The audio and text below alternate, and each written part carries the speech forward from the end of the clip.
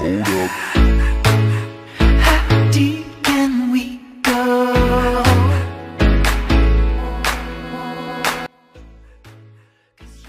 Hello สวัสดีทุกคนยินดีต้อนรับกับเข้าสู่ช่องของมิก้าอีกแล้วสำหรับวันนี้เนาะเราก็จะมาเฮ็ดวอล์กหนึ่งมื้อมาคิดอีกอย่างหนึ่งเอาเป็นว่าจะมาเฮ็ด My follower control my life ฟังเสียงแบบว่าคือคนหางกับไปแขกมาแล้วจะลุกไปอาบน้ำเนาะตอนนี้คิดออกเนาะว่าจะให้ follower เลือกว่าจะให้ก้าสระผมหรือโบในมือเดี๋ยวเขาจะมาโฟดกันเลยเราจะมารอท่าประมาณ5 นาทีทุกคนตอนแรกว่าเสียจะ5 นาทีเนาะแต่ว่าเอาไปเอามา14 นาทีแล้วเพราะว่าเมื่อกี้ไปสวยเวียกหน่อยนึงนี่ yes 100% เนาะฉะนั้นวันนี้เขาจะสระผมนั่นเองนี่เนาะคือโพที่เขาลงไปเมื่อกี้ว่าสุดซ้ายหรือว่าสุดขวาเนาะแล้วก็กระโดดอีกโพนึงก็คือให้เบียหรือว่าละผมเนาะถ้าจะมารอท่ากันเลยตอนนี้ผลก็ออกมาแล้วเนาะว่าให้ใส่สุดเบื้องซ้ายเนาะแล้วก็ได้เปลี่ยนออกมาแล้วตอนนี้ผลออกมา40-60เนาะฉะนั้นเราจะละ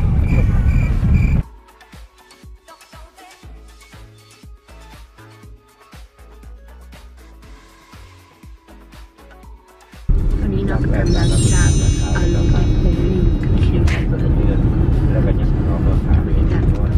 คือเขาได้ถาม follower ไปเนาะว่าจะให้ใส่หรือไม่ใส่ปกติบางมันก็จะใส่บางมันก็จะไม่ใส่กับ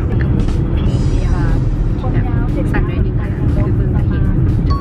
บางครั้งกระทักคุณพีเลยตอนนี้น้องกระพันไปประมาณ10 นาทีแล้วก็จะมากดใส่กับโอเควันนี้จะมาใส่แบบนั้นตอนนี้ก็กำมาฮอตเช็ดจากเน็ตแล้วเนาะรู้สึกว่าจะมาสะอาดแต่ว่าแบบคนหน่อยขนาด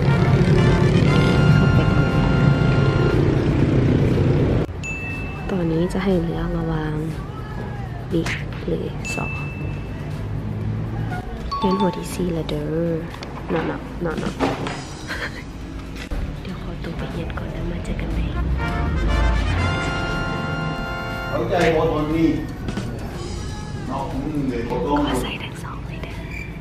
สำหรับตอนนี้ก็คือคล้ายๆว่าเลิกรีบฮอปทำอีกทันแล้วก็รีบเอาน้ำมาแล้วก็รีบต้องไปซื้อน้ำก็คือฮันประจับเนาะ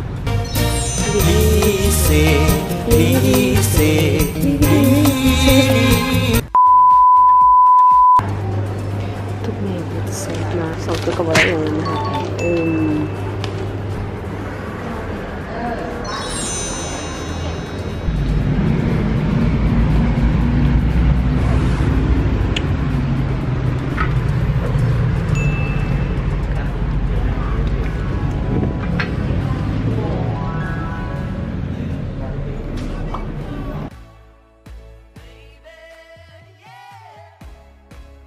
สตาร์วอร์พักไหนเบิ่งแล้วหูเลือกหลายที่สุดพักหนึ่งภาษาไทยต้องไปดูเคียวคือหายเปลี่ยนแปลงสบู่ละปุ๊บตุ๊ตาแล้ว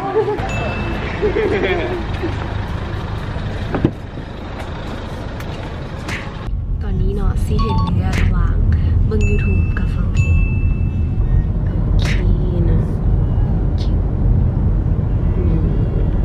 ตอนนี้เรากระพานไปแล้ว7 นาทีซึ่งผลเขาแก่คือฟังเพลง100%ฉะนั้นเขาจะมาถามอีกคำถามหนึ่งเนาะก็คือระหว่างฟังเพลงญี่ปุ่นกับฟังเพลงอังกฤษโอเคสืบเนื่องจากตัวเมื่อกี้เนาะที่เชียงมาเป็น 100% แล้วก็ตัวนี้จะเป็นให้เลือก2 ภาษาเนาะลิงตอนนี้กำลังโพสต์เนาะระวังรอท่าอีก5 นาทีเนาะเราจะเข้าไปแอปมาบอกดีกว่าเพราะว่าได้ใจนี่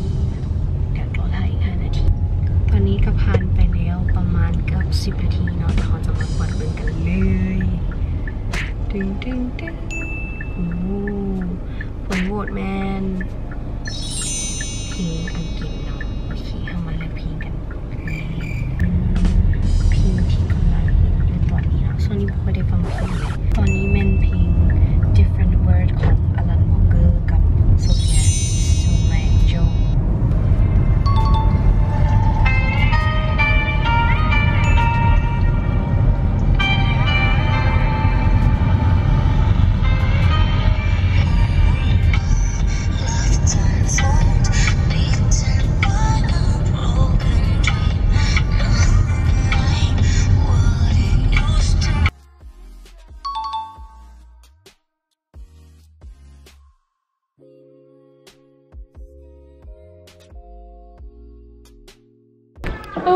ตอนนี้ฮอตบ้านเร็วเนาะ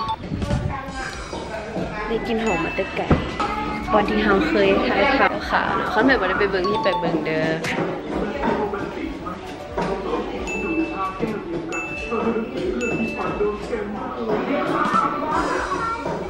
กินข้าวใครที่เบิ่งมาฮอตตอนนี้อย่าลืมกดไลค์กดแชร์วิดีโอให้กันในเด้อที่สำคัญอย่าลืมกด subscribe ให้ซองกันเด้อโกโก้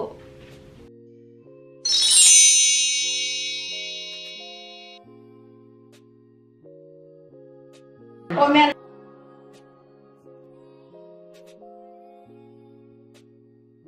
ต้องบอกว่าเจ้าเรียนไม่เมื่อยเจ้าเพี้ย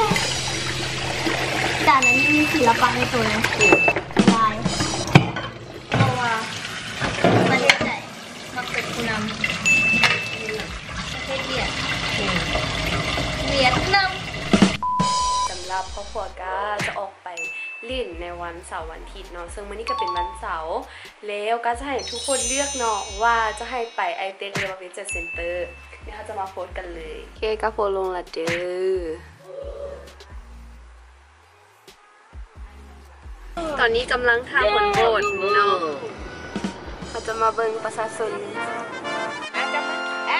ทุกคนตอนนี้เขากับยูเวจันเซ็นเตอร์เนาะตอนโหวตทำอีแทนแมนเซ็นเตอร์หลายก่อน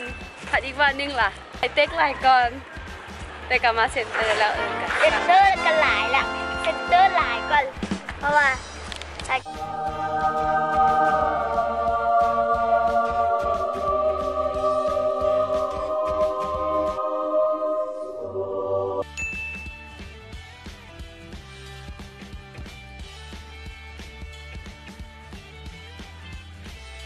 โอเคถือว่าเป็นโบสถ์เซ็นเตอร์หลายกว่าเนาะตอนนี้จะเป็นหนังแล้วเนาะเลก้าก็ได้โพสต์ไปเนาะว่าคนจะกินนิสัยดีระหว่างพิซซ่าคอมพานีกับฟู้ดคอร์ทเนาะเดี๋ยวเขาถ่ายอีกประมาณ 5-10 นาทีและผลโบสถ์อันเป็นเอกสารของเฮาก็คือ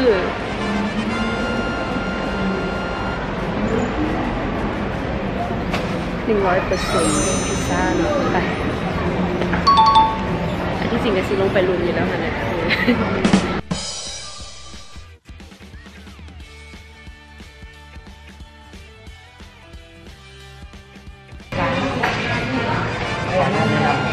เป็นข้าวเซเว่นซีดมาเป็นข้าวกรอบ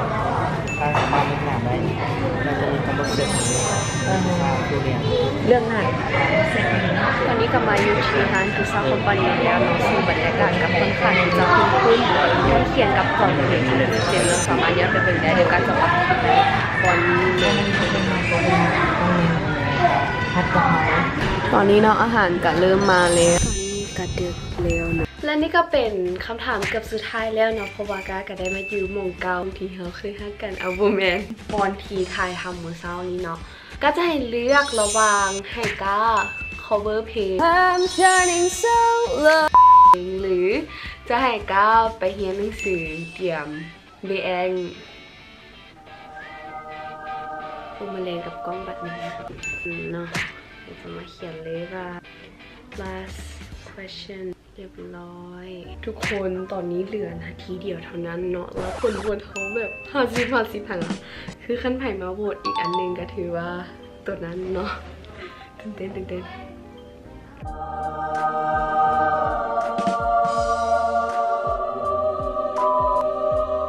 โอเคทุกคนรู้สึกว่าจะก่ายหน่อยหนึ่งแล้วคนก็คือให้เฮียนหนังสือเตรียมไปแองเนาะ60% บอกไว้โอเค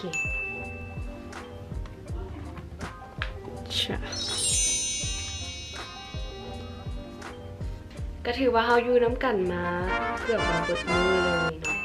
ว่าแบบจน IG Story ก็แบบเข้าใจทุกคนเนาะที่มาร่วมดิ่นเกมนี้น้ำกันถึงมันอาจจะแบบว่าไร้สาระไปน้อยนึงแต่กะ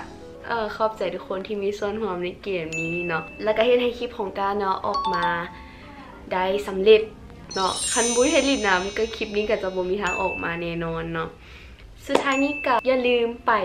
follow IG กันเด้อ เพื่อที่จะโบพลาดข่าวสารบลาบลาข่าวสารนี้กับบุ้ถ้าจะมักเขียนคำคมเป็นภาษาอังกฤษเนาะเรื่องโค้ดเจิงไพอยากจะไปอ่านอย่างที่มันสร้างแรงบันดาลใจโบหรือว่าอ่านเลยให้เฮาฮึกหึมขึ้นเนาะค่ะเข้าไปถึงได้สุดท้ายนี้เนาะก็อย่าลืมกดไลค์กดแชร์และกด subscribe ให้ในเด้อจะกันมาเยอะแน่บาย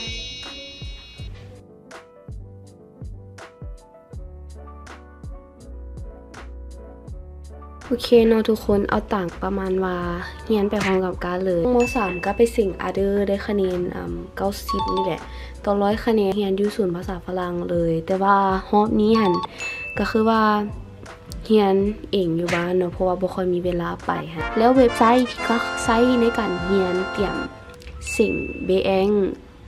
นี้ก็คือจะเป็นเว็บเว้าภาษาฝรั่งแล้วก็วิดีโออยู่ YouTube เนาะมื้อนี้ก็จะพาทุกคนเข้ามาเบิ่งเว็บเว้าภาษาฝรั่งช่วยได้หลายอีหลีได้มันใช้ง่ายแล้วก็มีอีหยังหลายๆอันให้เฮาเบิ่งเนาะบ่ว่าจะเป็นคือตัวนี้จะเป็นทดสอบระดับภาษาฝรั่งก็ได้มีโอกาสเข้าไปร่วมเนาะตอนเขาเจ้าให้เบิ่งอันนี้หั่นก็ถือว่ามันคักดีเนาะซึ่งตัวที่ก็จะไปเซ็งเป็นตัวนี้เนาะระดับปานกลางค่าเซ็งก็150เนาะค่าเรียนสมมุติเฮาเรียนเตรียมนี่ก็700,000ปลายนอกจากนั้นเนาะก็จะเป็นพวกแอปพลิเคชันต่างๆแล้วก็เป็นเบิ่งหนังบ่เฮ็ดกิจกรรมอย่างต่างๆเนาะซึ่งวันนี้ก็จะมาเรียน BN เนาะเดี๋ยวเราจะกดเข้ากันเลยก็จะมาเรียนตัวนี้ Deep the Text ก็ขอจบไปเพียงแต่เท่านี้ก่อน